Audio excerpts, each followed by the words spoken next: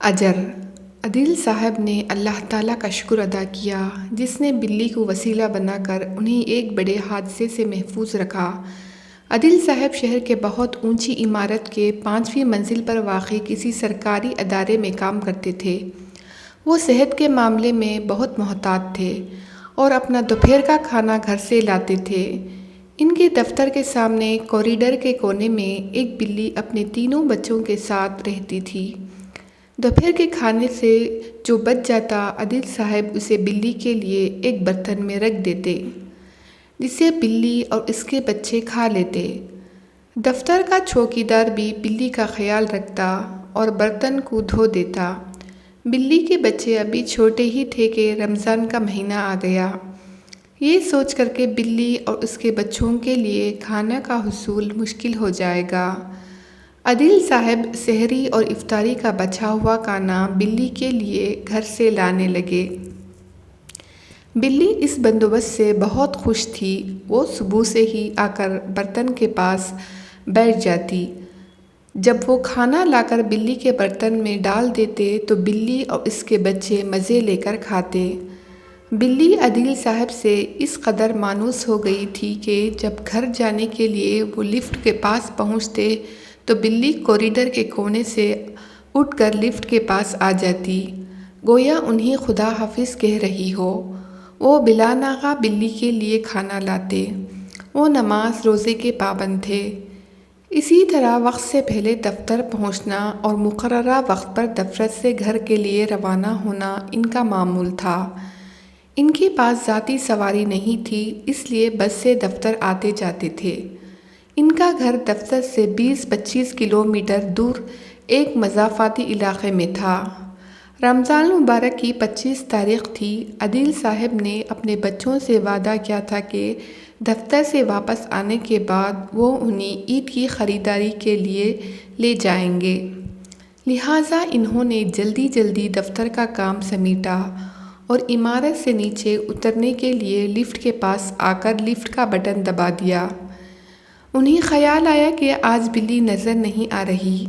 انہوں نے لفٹ کے پاس کھڑے بلی کو آواز دی اور کوریڈور کی دوسری جانب دیکھنے لگے۔ ایک خاصا لمبا راستہ تھا جبکہ لفٹ درمیان میں نصب تھی۔ بلی تو انہیں نظر آ گئی، مگر خلاف معمول وہ ان کے پاس آنے کی بجائے وہیں کھڑے میاؤں میاؤں کرنے لگی۔ اسی دوران لفٹ آ گئی۔ عدیل صاحب کا دل چاہے کہ لفٹ پر سوار ہو جائے، پھر یہ سوچ کر کہ بلی یا اس کے بچے کسی مصیبت میں نہ ہو، وہ کوریڈور کی دوسری جانب کھڑی بلی کے پاس چلے گئے۔ بلی آگے بڑھ کر ان کے پیروں سے لپٹنے لگی۔ انہوں نے ادھر ادھر نگاہ دوڑائی، مگر انہیں بلی کی پریشانی کی کوئی وجہ سمجھ میں نہ آئی۔ بلی کے بچے بھی ایک طرف کھیل رہے تھے۔ بلی کی طرف سے مطمئن ہو جانے کے بعد وہ لفٹ کے ذریعے عمارت سے اتر کر بس اسٹاپ کی طرف روانہ ہوئے۔ اس دوران 5-10 منٹ گزر گئے۔ جب وہ اسٹاپ پر پہنچے تو بس جا چکی تھی۔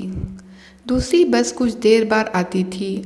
آج انہیں جلدی گھر پہنچنا تھا اور پھر ان کے راستے میں ایک ریلوے پھاٹک آتا تھا جہاں بعض اوقات ٹرین گزرنے کی وجہ سے دیر ہو جایا کرتی تھی۔ وہ انہی سوچوں میں گم تھے کہ بس آ گئی اور وہ اس میں سوار ہو گئے۔ اتفاق سے انہیں بس میں بیٹھنے کی جگہ مل گئی اور ٹھنڈی ہوا لگنے لگی۔ انہیں نیند آ گئی۔ ایک شور کی آوازیں سن کر انہوں نے آنکھیں کھول کر کھڑکی سے باہر دیکھا تو ان کا دل دہل گیا۔ سڑک پر ایک خوفناک منظر تھا۔ ہر طرف افراتفری تھی۔ فلاحی اداروں کے رضاکار اور بہت سے ایمبولینس کھڑے تھے۔ معلوم کرنے پر انہیں پتہ چلا کہ وہ بس جو دفتر سے دیر سے نکلنے کی وجہ سے ان سے چھوٹ گئی تھی، اسے حادثہ پیش آ گیا ہے۔ بس اسٹاپ بند نہ ہونے کی وجہ سے ٹرین کی زد میں آ گئی۔ بہت سے مسافر زخمی تھے اور رضاکار انہیں اٹھا کر ایمبولینس میں ڈال رہے تھے۔ پولیس کی بہت سی گاڑیاں بھی موقع پر موجود تھے جو لوگوں کو منتشر کر رہے تھے۔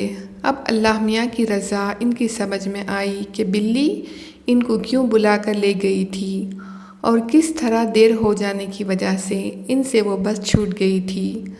عدیل صاحب نے اللہ تعالیٰ کا شکر ادا کیا جس نے بلی کو وسیلہ بنا کر انہیں ایک بڑے حادثے سے محفوظ رکھا۔ اگر آپ کو یہ ویڈیو